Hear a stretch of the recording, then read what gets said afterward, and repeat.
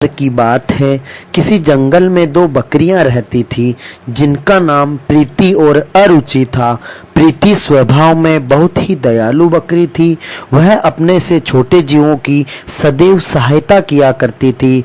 वह अपनी जान की परवाह किए बगैर छोटे जीवों की मदद करती थी। और वहीं दूसरी ओर अरुचि थी, जैसा नाम वैसा ही काम। अरुचि बहुत ही घमंडी स्वभाव की बकरी थी। वह मदद के बजाय उल्टा छोटे जीवों को परेशान किया करती थी।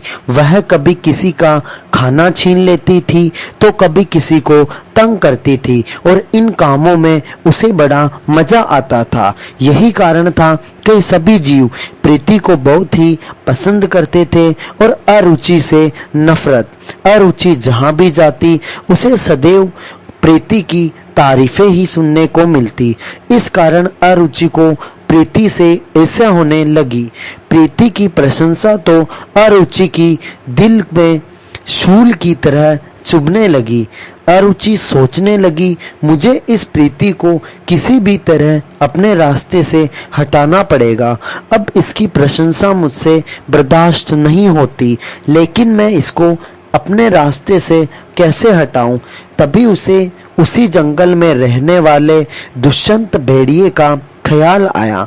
उसने सोचा, मैं किस तरह उस भेड़िए को अपनी चाल समझा सकूं और अपनी ओर मिला लूं तो मेरा काम आसान हो जाएगा। इसी आशा के साथ अगले दिन वह दुष्यंत के पास जाती है। वह कहती है, भेड़िया भाई, तुम बहुत भूखे लग रहे हो। मुझसे तुम्हारी ये हालत देखी नहीं जाती, इसीलिए मैं तुम्हारे भोजन का प्रबंध करने आई हूँ। तुम तो जानती थी बकरी सबकी भलाई में लगी रहती है।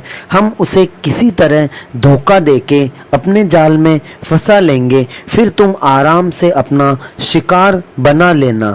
भेड़िया बोला, लेकिन इससे भला तुम्हारा क्या फायदा है? तभी अरुचि बोली, भैया सच बताऊं तो उसकी प्रशंसा मुझे नहीं सुहाती है।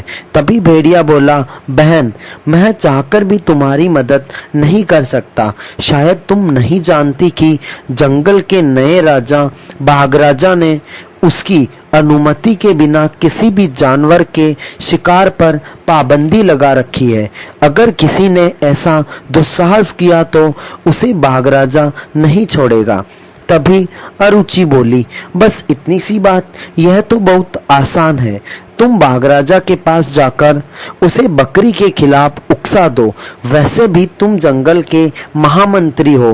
भेड़िया तैयार हो गया। वह अगले ही दिन बाघराजा के पास जाने का निर्णय किया, लेकिन इत्तेफाक से उसी दिन बाघराजा वहां से गुजर रहा था जहां प्रीति बकरी घास चर रही थी।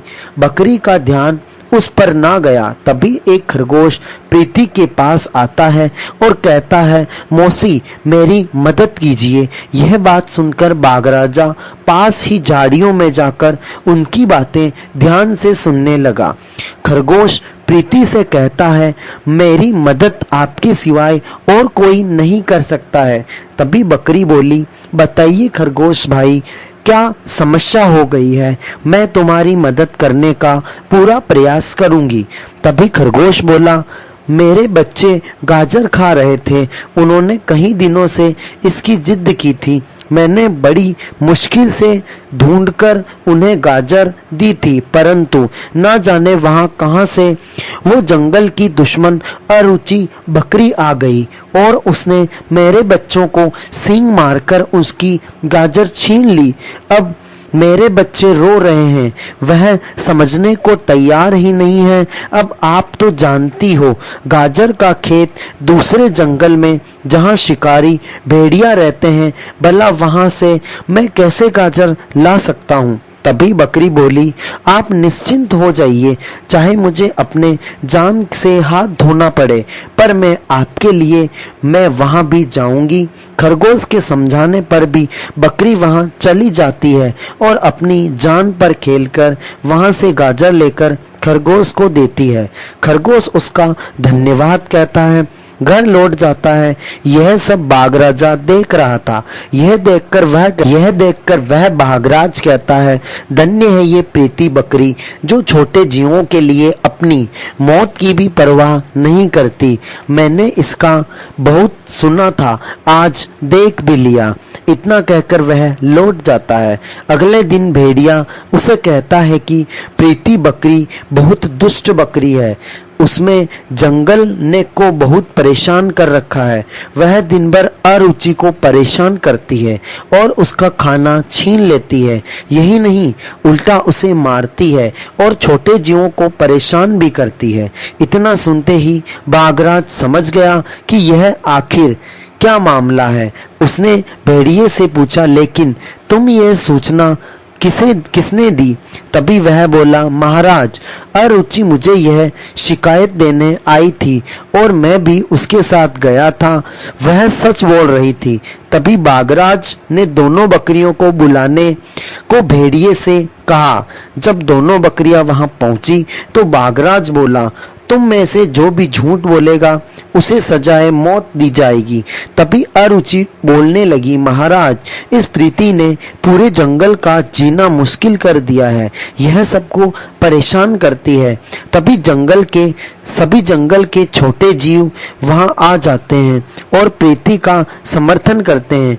बाघ तो पहले ही सब जानता था, पर वह यह देखकर प्रीति को उपहार स्वरूप महामंत्री बना देता है और भेड़िया तथा अरुचि दोनों पर टूट पड़ता है और उन्हें मौत के घाट उतार देता है। इस प्रकार अरुचि अपनी ही जाल में फंस जाती है।